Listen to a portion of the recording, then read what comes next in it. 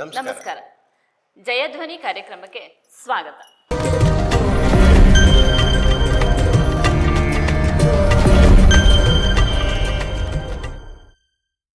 ಇದಾಯಿತು. ಕಚಾ ಸತ್ತೋದ. ಅವತ್ತು ಇಡೀ ದಿನ ಬರಲಿಲ್ಲ ಮನೆಗೆ. ದನ ಕಾಯಕ್ಕೆ ಹೋದನು. ಸಂಜೆ ಆಗ್ತಿದ್ದಾಗೆ ದನಗಳೆಲ್ಲ ಬಂದು ಹಿಂದಿರುಗಿ, ಕಚಾ ಮಾತ್ರ ಬಂದಿಲ್ಲ.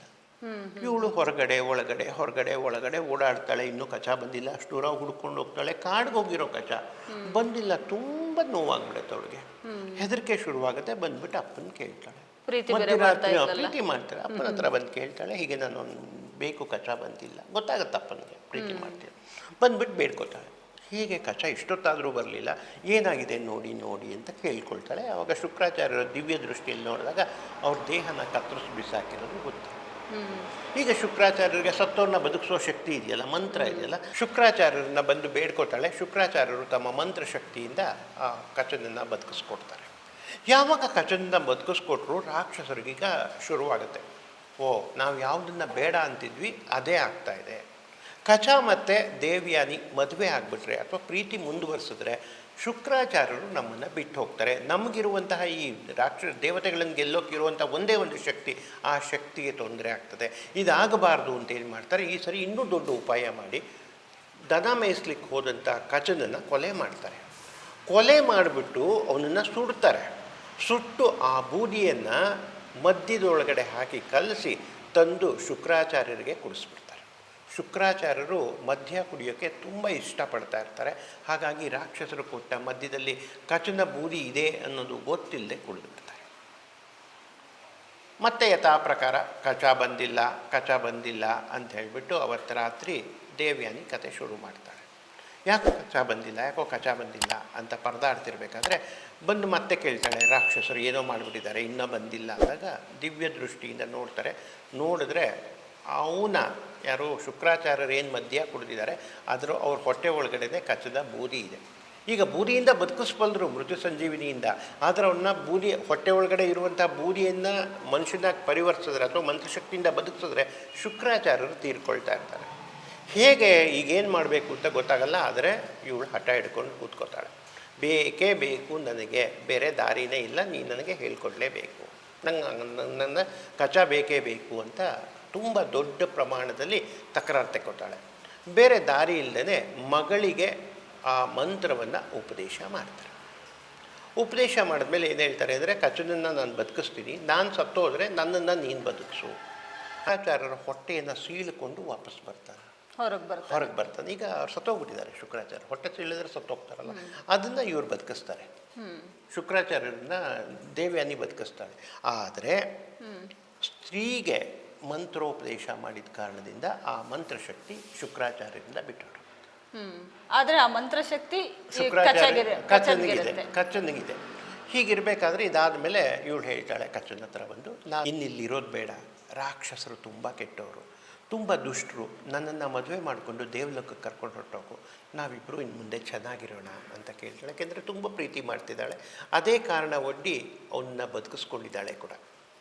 ಆದರೆ ಕಚ ಹೇಳ್ತಾಳೆ, ಇಲ್ಲ ಹಾಗಾಗಬಾರ್ದು, ನೀ ನನಗೆ ಸಹೋದರಿ ಆಗ್ತೀಯ. ಸಹೋದರಿನ ಯಾವ ಕಾರಣದಿಂದ ಅಂತ ಕೇಳಿದ್ರೆ ಅವನು 2 ಕಾರಣಗಳನ್ನು ಕೊಡ್ತಾನೆ. ಒಂದು, ನೀನು ಮೊದಲಿಗೆ ಗುರುಪುತ್ರಿ ಯಾವತ್ತೂ ಸಹೋದರಿ ಲೆಕ್ಕ. ಯಾಕಂದರೆ ಗುರು ತಂದೆ ಸ್ಥಾನದಲ್ಲಿರ್ತಾರೆ, ಅವ್ರ ಮಗಳು ಸಹೋದರಿ ಆಗ್ತಾಳೆ ಒಂದು. ಎರಡನೇದು, ನಾನು ನಿನ್ನ ತಂದೆಯ ಗರ್ಭದಿಂದ ಹೊರಗಡೆ ಬಂದಿದ್ದೀನಿ, ನಾನು ಶುಕ್ರಾಚಾರ್ಯರಿಗೆ ಮಗನೇ ಆಗ್ತೀನಿ. 2 ಕಾರಣಗಳನ್ನು ಇಟ್ಕೊಂಡ್ರೂ ಕೂಡ ನಾನು ನಿನ್ನನ್ನು ಮದುವೆ ಆಗಬಾರ್ದು. ಹಾಗಾಗಿ ನಮ್ಮಿಬ್ಬರ ಸಂಬಂಧ ಕೂಡೋದಿಲ್ಲ. ದೇವ್ಯಾನಿಗೆ ತುಂಬ ಬೇಜಾರಾಗುತ್ತೆ. ತುಂಬ ಹೇಳ್ತಾಳೆ, ಇದೆಲ್ಲ ಬೇಡ, ನನಗದೆಲ್ಲ ಸರಿ ಹೋಗಲ್ಲ, ನಾವಿಬ್ಬರು ಮೊದಲೇ ಪ್ರೀತಿ ಮಾಡಿದ್ವಿ, ಇದೆಲ್ಲ ನಡೆಯೋಕ್ಕೆ ಮೊದಲೇ ನಾವು ಪ್ರೀತಿ ಮಾಡಿದ್ವಿ. ನೀನು ನನ್ನ ತಂದೆಗೆ ಶಿಷ್ಯ ಆಗೋಕ್ಕೆ ಮೊದಲು ನಿನ್ನನ್ನು ಮೊದಲು ನೋಡಿದ್ನಲ್ಲ, ಅವತ್ತೇ ನಾನು ನಿನ್ನ ಪ್ರೀತಿ ಮಾಡಿದ್ದೆ. ನನ್ನ ಪ್ರೀತಿ ಮಾಡಿದ ಮೇಲೆ ನೀನು ಶಿಷ್ಯ ಆಗಿದ್ದು ನಮ್ಮ ಅಪ್ಪನಿಗೆ. ಹಾಗಾಗಿ ಇದೆಲ್ಲ ಪ್ರಸಂಗಗಳೇ ಬೇಡ ಅಂತ ಏನೇನೋ ತರ್ಕಗಳು ಹೇಳ್ತಾಳೆ. ಏನು ತರ್ಕಗಳು ಹೇಳಿದ್ರು ಅವ್ನು ಹೇಳಲ್ಲ. ಸರಿ, ನಾ ಹೋಗಿ ಬರ್ತೀನಿ ಅಂತ ಹೊರಟು ಬಿಡ್ತಾನೆ.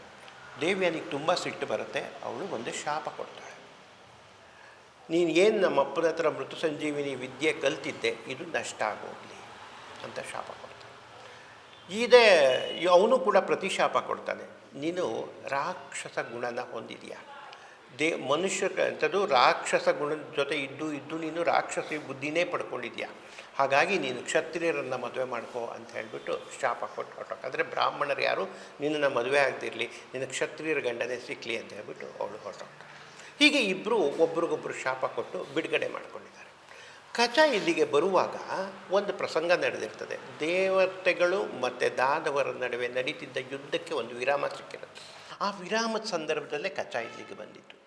ಅದೇ ಸಂದರ್ಭದಲ್ಲಿ ಶಚಿದೇವಿ, ಇಂದ್ರಾಣಿ ಶಚಿದೇವಿ ಒಂದು ಬೆಲೆ ಬಾಳುವ ವಿಚಿತ್ರವಾದ ವಿಶೇಷವಾದ ಒಂದು ಉಡುಗೊರೆಯನ್ನು ಕಳಿಸಿರ್ತಾರೆ. ಯಾರಿಗೆ? ರಾಕ್ಷಸ ರಾಜ ಋಷಪರ್ವ. ಋಷಪರ್ವನ ಹೆಂಡತಿಗೆ ಕಳಿಸಿರ್ತಾರೆ. ಅಂದರೆ ರಾಣಿಯರು ಒಂದು ಉಡುಗೊರೆಗಳನ್ನು ಒಬ್ರಿಗೊಬ್ಬರು ಕಳಿಸ್ಕೊಂಡಿರ್ತಾರೆ. ತುಂಬ ಬೆಲೆ ಬಾಳೋದು. ಆಕೆ ಅದನ್ನು ಮನೆಯಲ್ಲೇ ಇಟ್ಟಿದ್ದಾರೆ. ತುಂಬ ಬೆಲೆ ಬಾಳೋದು, ಅರಮನೆಯವ್ರಿಗೆ ಒಡವೆಗೆ ಏನು ಬೆಲೆ ಏನಾಗಿಲ್ಲ, ತುಂಬ ಬೆಲೆ ಬಾಳುವ ವಸ್ತ್ರಗಳದು ಇಟ್ಟಿದ್ದಾರೆ. ಕಚ ಬರುವಾಗ ಅವನು ಒಂದು ಒಡವೆ ಅಂಥದ್ದು ಉಡುಗೊರೆಯಾಗಿ ಬಟ್ಟೆಗಳನ್ನು ತೆಗೆದುಕೊಂಡು ಬಂದಿದ್ದಾನೆ ಕಚ. ಆ ಎರಡನ್ನು ಕಚ ತಗೊಂಡು ಬಂದಿದ್ದನ್ನು ದೇವ್ಯಾನಿ ಕೊಟ್ಟಿದ್ದ. ದೇವ್ಯಾನಿ ಅದಕ್ಕೆ ಹಳೆಯ ಪ್ರೇಮಿ ಕೊಟ್ಟಂತಹ ಉಡುಗೊರೆ ಅದು. ಹೌದಾ? ಅದರ ಮೇಲೆ ಅವಳು ತುಂಬ ಮೋಹ. ಆಮೇಲೆ ಯಾವಾಗ ಕಚ ತನ್ನನ್ನು ಬಿಟ್ಟು ಹೋದ್ಮೇಲೆ ಅವಳೇನು ಮಾಡ್ತಾ ಇರ್ತಾಳೆ ಅಂದರೆ, ಹೊರಗಡೆಗೆ ಬಂದಿಲ್ಲ, ಮನೆಯಲ್ಲೇ ತುಂಬ ಬೇಜಾರಲ್ಲಿ ಕೂತಿದ್ದಾಳೆ, ಪ್ರೇಮ ಭಗ್ನ ಆಗಿದೆ, ತುಂಬ ಬೇಜಾರಲ್ಲಿ ಕೂತಿದ್ದಾಳೆ. ಇದೇ ಸಮಯದಲ್ಲಿ ವಸಂತೋತ್ಸವ ಬಂದಿದೆ. ವಸಂತೋತ್ಸವಕ್ಕೆ ಎಲ್ಲರೂ ಹೊರಗಡೆ ಜಲಕ್ರೀಡೆಗೆ ಹೋಗಬೇಕು ಅಂತ ತೀರ್ಮಾನ ಆಗುತ್ತೆ. ಜಲಕ್ರೀಡೆಗೆ ಯಾರ್ಯಾರು ಹೋಗಬೇಕು? ರಾಜ್ಕುಮಾರಿ ಹೋಗ್ತಾಳೆ, ಶರ್ಮಿಷ್ಠ. ಈ ಕಡೆಯಿಂದ ಶರ್ಮಿಷ್ಠ ದೇವ್ಯಾನಿಗೂ ಕರೆ ಕಳಿಸ್ತಾರೆ. ಯಾಕೆಂದರೆ ಅವರಿಬ್ಬರು ಸಮವಯಸ್ಕರು, ಗೆಳೆಯರು. ಆಮೇಲೆ ಶರ್ಮಿಷ್ಠಗೆ ಕಚನೂ ಗೊತ್ತು, ಕಚನ ವ್ಯಕ್ತಿತ್ವ ಗೊತ್ತು. ಹೀಗೆ ಅವರು ಒಂಥರ ಗೆಳೆಯರಾಗೇ ಇರ್ತಾರೆ, ಮೂವರು ಕೂಡ ಗೆಳೆಯರಾಗೇ ಇರ್ತಾರೆ. ಹಾಗಾಗ್ಬಿಟ್ಟು ಶರ್ಮಿಷ್ಠ ಇವಳನ್ನು ಕರೀತಾರೆ. ಎಲ್ಲರೂ ಒಟ್ಟಿಗೆ ಸಖಿಯರು ಇವರು ಎಲ್ಲ ಹೋಗಿದ್ದಾರೆ. ನದಿಯಲ್ಲಿ ಸ್ನಾನ ಮಾಡುವಾಗ ಮಧ್ಯದಲ್ಲಿ ಒಂದು ಸಣ್ಣ ಸ್ಪರ್ಧೆ ಆಗುತ್ತೆ. ನದಿಯಲ್ಲಿ ಈಜಾಡುವಾಗ ಒಂದು ಸಣ್ಣ ಸ್ಪರ್ಧೆ ಆಗುತ್ತೆ. ಯಾರು ಮೊದಲು ಆ ದಡನ ಈಜು ಮುಟ್ತಾರೆ, ಶರ್ಮಿಷ್ಠನ ದೇವ್ಯಾನಿನ ಸ್ಪರ್ಧೆ ಆಗುತ್ತೆ, ಈಜು ಸ್ಪರ್ಧೆನಲ್ಲಿ ಇಬ್ಬರು ಹೋಗ್ತಾರೆ. ಏನೇ ಆದರೂ ಕ್ಷತ್ರಿಯರ ಕನ್ಯೆ ಇವಳು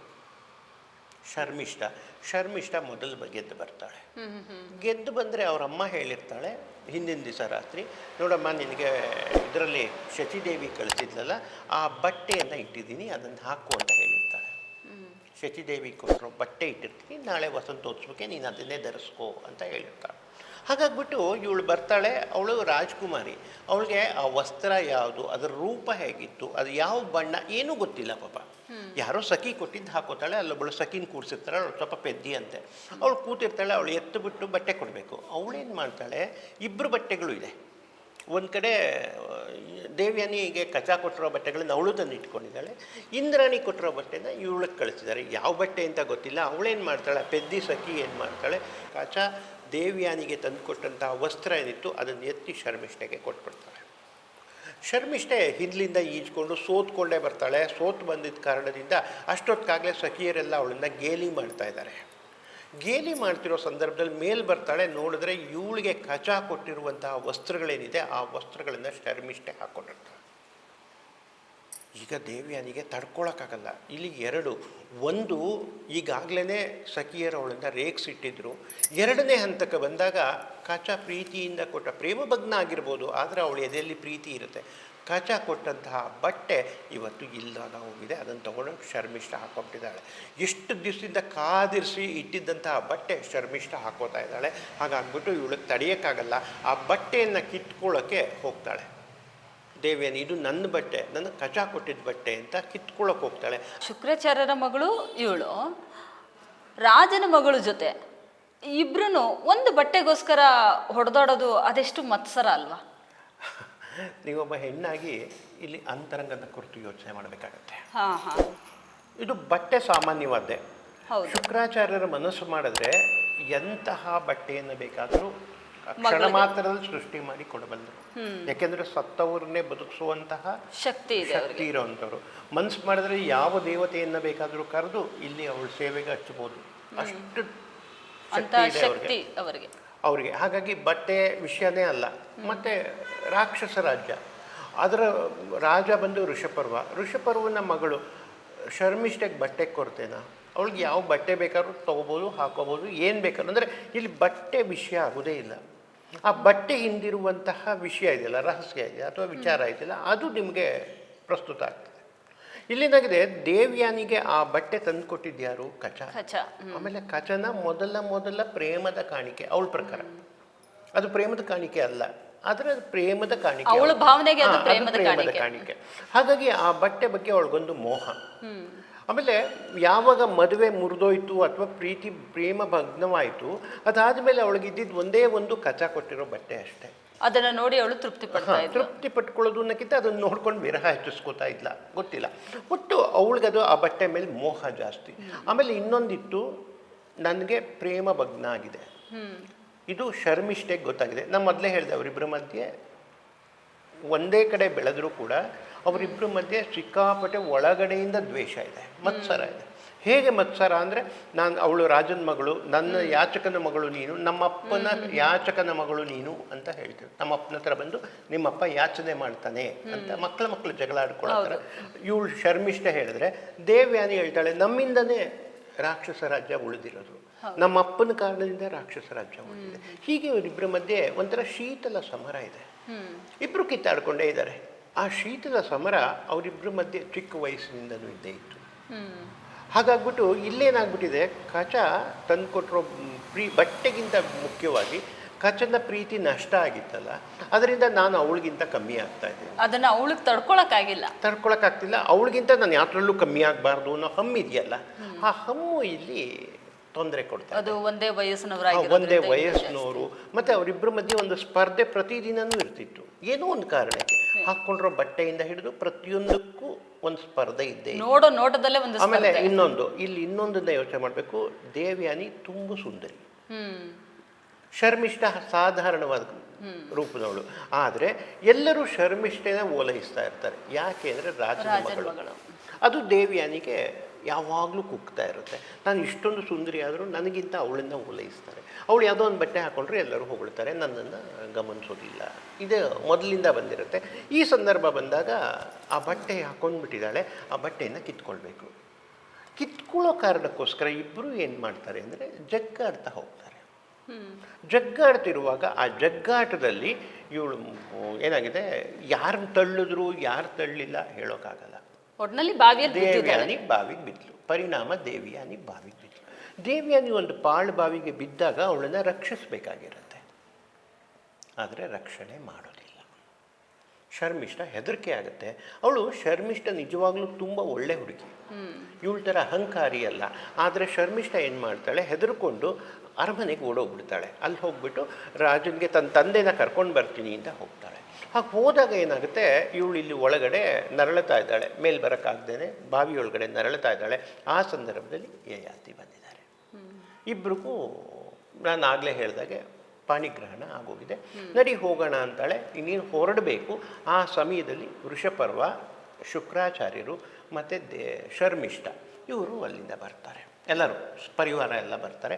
ಬಂದುಬಿಟ್ಟು ಮುಂದೆ ನಿಂತ್ಕೊಳ್ತಾರೆ.